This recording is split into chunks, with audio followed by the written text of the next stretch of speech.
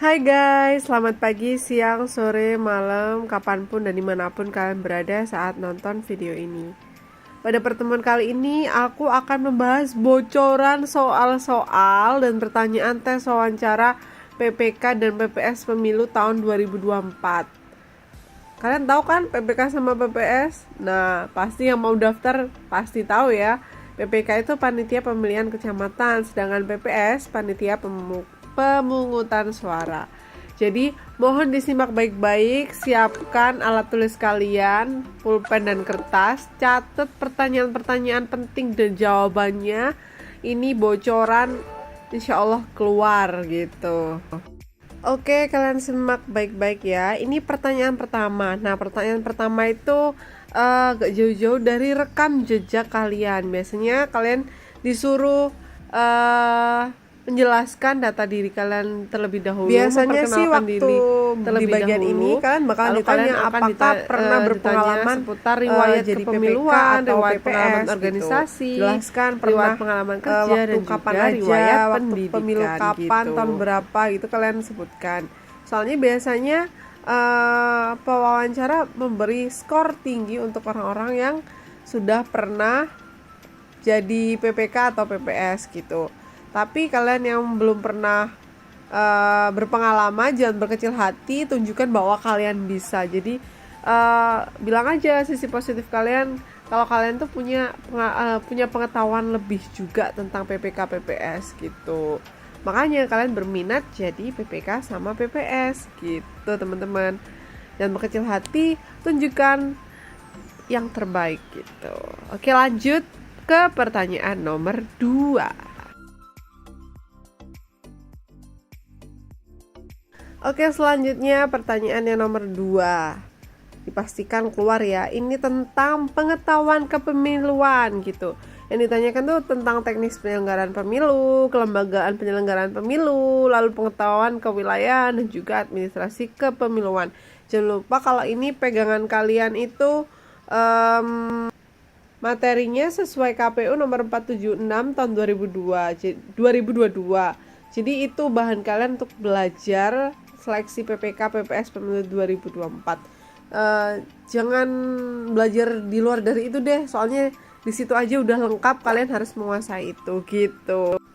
Nih aku kasih tahu pertanyaan seputar tentang pengetahuan kepemiluan ya, soalnya ada beberapa yang sudah pernah wawancara. Gini, pemilu di Indonesia pertama kali dilaksanakan sejak tahun berapa? Jawabannya tahun 1955. Lalu apa asas pemilu di Indonesia? Biasanya ditanyakan itu. Lu berjurdil. Udah jawabnya secara langsung aja, gak usah bertele-tele. Terus ada berapa prinsip pemilu? Ada 11 prinsip. Ayo dibaca, ayo dibuka ya teman-teman materinya. Nanti 11 prinsip itu disuruh jelaskan. Terus kalau kamu jelaskan, kamu tidak dibiarkan begitu saja. Nanti kamu akan ditanya-tanyai gitu. Terus ditanyai, sebutkan salah satu atau 5 partai politik yang ada di Indonesia. Gampang kan, ada banyak. Terus siapa ketua KPU RI saat ini? Pak Hasyim Asy'ari. Lalu siapa ketua KPU provinsi dan kabupaten? Jawab aja sesuai ketua KPU kalian gitu. Lanjut, kapan pemungutan suara pemilu 2024 digelar? 14 Februari 2024. Ini dicatat ya teman-teman. Lalu apa saja wewenang PPK pemilu 2024? Nah, ini kalian harus paham ya, harus hafal. Kalian buka aja wewenang PPK itu ada di bab 3 nomor 3 tahun 2018 pasal 22, yakni mengumpulkan hasil penghitungan suara di TPS sesuai wilayah kerja gitu. Lalu ditanyain apa yang dimaksud dengan pemilu? Pemilu merupakan sarana kedaulatan rakyat untuk memilih DPR, anggota DPD, presiden dan wakil presiden yang dilaksanakan secara langsung, umum, bebas, rahasia, jujur, dan adil. Catat loh teman-teman. Lanjut juga ditanyakan, sebutkan tugas-tugas PPK. Jawabannya melaksanakan semua tahapan penyelenggaraan pemilu di tingkat kecamatan, ditetapkan KPU provinsi hingga kabupaten atau kota, dan PPK gitu. Terus ditanyain, siapakah pelaksana pemungutan suara pemilihan kepala daerah dan wakil kepala daerah pada tingkat kecamatan, desa, atau kelurahan dan tempat pemungutan suara? Jawabannya PPK, PPS, KPPS. Tingkatannya harus sesuai ya, karena KPPS itu yang nanti akan bekerja serentak untuk pemilihan langsung. Terus pertanyaan selanjutnya biasanya tanyain kegiatan apa yang dilaksanakan pada kampanye pemilihan kepala daerah dan wakil kepala daerah. Kegiatan dalam rangka meyakinkan para pemilih dengan menawarkan visi misi program dari pasangan calon, itu jawabannya. Lanjut, pertanyaan selanjutnya, partai politik atau gabungan partai politik dapat mendaftarkan pasangan calon apabila bagaimana? Yaitu apabila memenuhi persyaratan perolehan sekurang-kurangnya 15% dari jumlah kursi DPRD atau 15% dari akumulasi perolehan suara sah dalam pemilu DPRD di daerah yang bersangkutan. Terus ditanyain pengetahuan tentang pemilu, jawabannya luas ya, bisa mencakup tugas, wewenang, dan kewajiban PPK. Lalu disuruh jelasin teknik pemungutan suara, penghitungan suara yang terkumpul, dan cara menghitung jumlah suara yang terkumpul itu gimana gitu. Ya, catat baik-baik ya. Yang ditanya tentang nomor 2 ini biasanya tentang pengetahuan tentang pemilu, mencakup tugas, wewenang, dan kewajiban PPK PPS. Lalu mempertimbangkan persyaratan untuk mengambil posisi seseorang sebagai calon anggota dewan dan perwakilan daerah, itu kayak gimana. Lalu teknik pemungutan suaranya kayak gimana, penghitungan suara yang terkumpul, dan cara menghitung jumlah suara yang terkumpul itu gimana. Nanti kalian dites.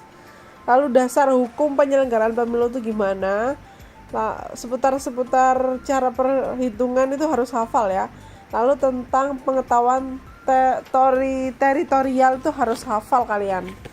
Itu tentang pengetahuan kewilayahan ya, biasanya ditanyai pengenalan wilayah tempat tinggal, batas-batas wilayahnya itu mana saja, terus nama kepala daerahnya siapa, kayak nama camatnya, terus kelurahannya ada berapa, nama lurahnya siapa, jumlah DPT-nya ada berapa, calegnya berapa orang, terus merebutkan berapa kursi DPR, itu kalian harus tahu ya teman-teman.